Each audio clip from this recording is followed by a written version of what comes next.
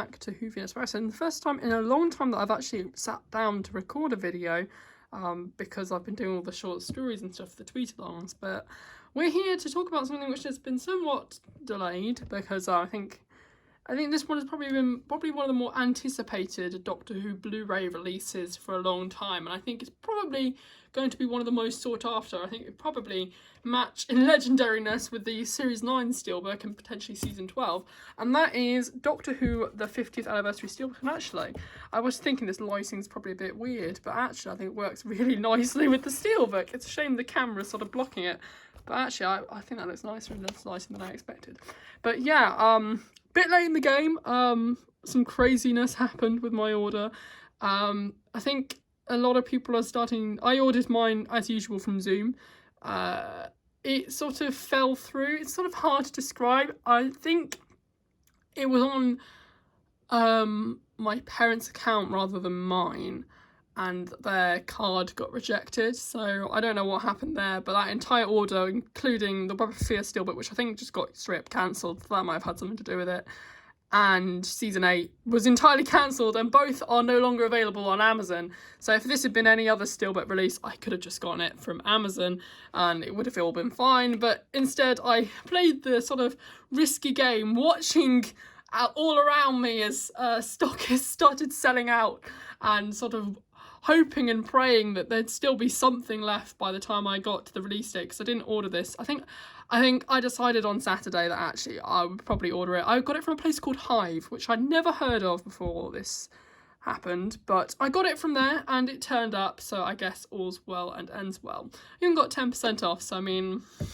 not all bad news, I suppose. It's still a bit more than retail price. I think they're saying 30, but I got like I think I would have got £3 off or something, I'm not sure. 10% 30 is either £3 or 30p. Either way, I'm not sure. I'm not the greatest at math. Either way, we're going to be getting on with the 50th Anniversary Steelbook, and I have, before you ask about Season 8, yeah, I have pre-ordered that. I've got that from HMV because it's sold out on Amazon, but I've pre-ordered Season 24 with Amazon instead. But yeah, today we are going to be talking about Doctor Who the 50th Anniversary Specials, and it has to be said, I don't think this set's scarcity is helped by the fact that it is of course based off of what was originally a limited edition set in the first place, with a lot of the bonus content being exclusive to the original release, which I think was released shortly after the 50th anniversary. I did not get it. I think I got the 50th anniversary. I think Time of the Doctor was one of the last episodes I ever got on DVD, actually, before I completed my new series collection. So actually, it's quite a weird thing to think about, because I didn't even own an Adventure in Space and Time, which is included on this as well, on Blu-ray or DVD. So this is quite one of the, out of all the Steelbooks, the one I wanted the most. But yeah, and as always, we've got Lee Binding, who does the collection Blu-ray box sets, has done a phenomenal job here. It really does look incredible with all these Daleks and Gallifrey, and as I said, the sun is starting to set here because I've had school today, so I haven't been able to get to this till the end of the day. But so it really adds to the effect of the Steelbook and the lighting. I think it really looks lovely there. And also you've got John Hurt's War Master, and I kind of get vibes of Star Wars posters, and you had, I think it's like Luke is at the top of it, or Kylo Ren in the first one, and then I think Palpatine is in the Rise of Skywalker. I basically just get massive bombastic movie poster vibes from this, and you've sort of got Daleks like stormtroopers, I suppose. And we've got Matt Smith front and centre as the 11th Doctor, David Tennant making his return as the 10th Doctor, Billie Piper as the moment, Jenna Coleman as Clara Oswald, who is finally getting something to do. I don't think she got lots to do in Series 7. I just didn't think it was particularly well handled, personally. But yeah, I got on the J card BBC Doctor Who 50th Anniversary Specials. It's a 4-disc set, and it is a PG. And we're starting to get used to the new age rating there, but yeah, that's on the spine too. On the back, we have all this lovely content that I was mentioning that's exclusive. As you can see, there is a very hefty amount of bonus content, a lot of which I do not own. I mean, a lot of these sets I did not have the box sets for, so that was another reason to get these for me, why I started getting them on these, is not only because it's Blu-ray, but also because I don't have any of the bonus content. So I'm having a field day, because there really is a lot here. We got Night of the Doctor, Name of the Doctor, we've got the behind the scenes stuff, the Ultimate Guide, which I remember watching at the time and wanted to watch over and over again, because I was at that point where I hadn't really watched much classic Who, so that was really a way into it for me. Got Behind the Lens, Day of the Doctor and Time of the Doctor, I'm presuming. The read-through, which I'm not sure if that's a full-on read-through or not. And then you got all the mini-sodes, the cinema trailers, just regular trailers, Night with the Stars, Farewell to Matt Smith, William Hartnell, the original thing, reconstructions, deleted scenes, Farewell to Susan, festive greetings, title sequences, Five-ish Doctors, which I know someone who I talked to loves that and has very pleased to get that on disc at last. I don't think I've seen it for a long time. And of course Doctor Who at the Proms 2013, which was on iPlayer recently, I noticed, but I don't know why. And then you've got the other episodes. There's only 4 episodes on this, but they're still, I think, outweighed by the tons and tons of bonus content. And you got Name of the Doctor, Day of the Doctor, Time of the Doctor, and An Adventure in Space and Time. You got the TARDIS, that's the back of the Steelbook there, and the legal stuff. So taking off the J card, we are not only just greeted by the lovely clean artwork for the Steelbook, there you go, that's the back, with the TARDIS destroying the Daleks, and that memorable moment they sort of crashed through the painting, isn't it? I really like that moment. I'm not, has to be said, I haven't always been the greatest fan of the 50th anniversary. I think it's very good. I think as a 50th anniversary is what I have a problem with it. I personally think if it had done it in 2015 with Peter Capaldi, I would have had it a 10th anniversary special of New Who, because it doesn't really feel much like a classic Doctor Who sort of special. I mean, there are classic Who elements to it. There's the Zygons, of course. But, I mean, just for me personally, particularly as in Series 9, you did get the return of the Zygons in that 10th. I guess you could class Series 9 as the 10th anniversary season, but I guess you would have to have the 50th anniversary special before you could have Hellbent, I suppose. So I suppose they do sort of link together quite well. But yeah, that's my thoughts on the 50th anniversary Steelbooks. As I said, wonderful artwork. I love the clocks, sort of like foreboding for the 12th Doctor's arrival with the clocks and the keys, which are obviously part of his sort of title sequence, but also sort of very timey-wimey Doctor Who-y like. And obviously we've got this sort of lighting of the Sonics, which makes it look like they're glowing a bit there too. So yeah, that's the Steelbook. Let's have a look at what else is included. We have a new thing that I haven't got because I haven't bought Revolution of the Daleks on Blu-ray yet, because I'm assuming it's going to be on the Series 13 box set. If it's not, I will get it on Blu-ray. But we have this, which I will talk about first, which is this lovely Doctor Who sort of brochure, I guess. I do know that this was in the Revolution of the Daleks. I've seen some unboxings online. You've got some lovely sort of wooden texture on it, which I quite like. And it's sort of giving you a sort of little guide to all the current merchandise, the time fracture thing, which I'm sort of a bit hesitant about going to. I've been at book tickets, but I don't know how, like, COVID secure it's going to be. But yeah, we've got all the VR stuff and the Lonely Assassins, which I'm actually thinking about, because it's only like $2.99 on the Apple Store, so maybe. And then you've got this massive shambles of a card game. Personally, I think the only reason why it's doing, I mean, yes, it's very expensive, but I think a lot of people feel like, particularly as I've started to collect Battles in Time, I do kind of feel like this is a bit of a joke, really. But yeah, I mean, they look nice. They look very nice, the little cards and stuff. And then you got Time Lord Victorious, which is still going on.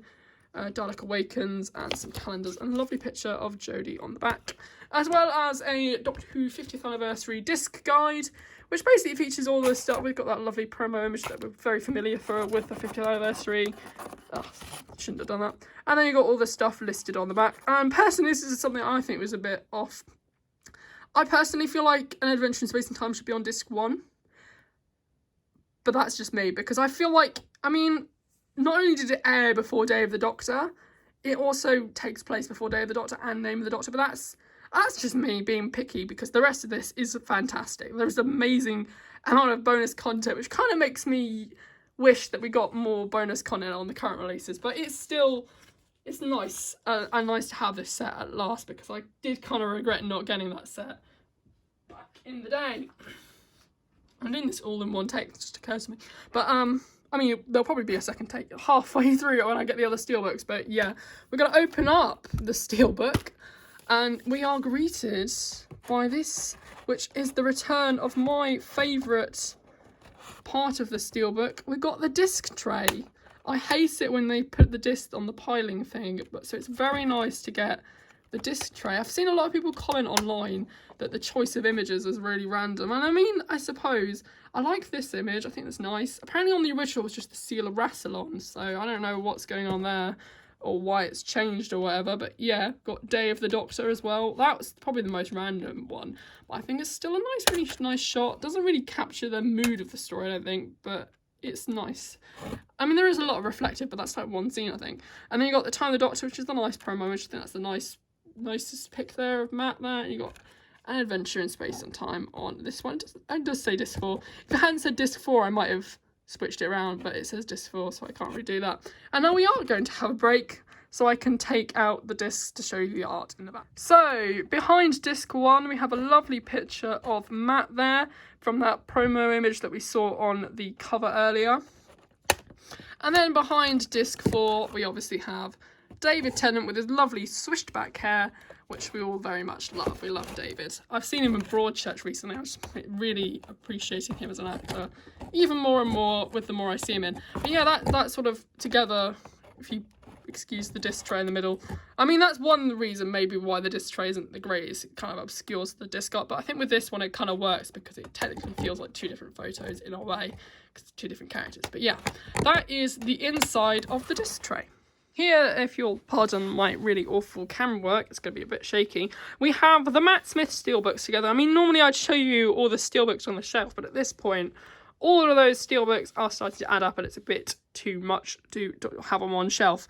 But if you include the collection boxes, which they're sort of hard to sort of put them all in one shelf. But yeah, these are all the Matt Smith ones, and it's funny because I'm looking at my Instagram, and actually, although it's arrived late, it has actually arrived exactly a year since at least a year since I posted it on Instagram, which I think is probably the same day, a year after the Series 5 Steelbook came out, because I did pre-order it on Amazon, I think on the Friday or the Saturday before, so I think it probably did arrive on the release date, so it is a year apart.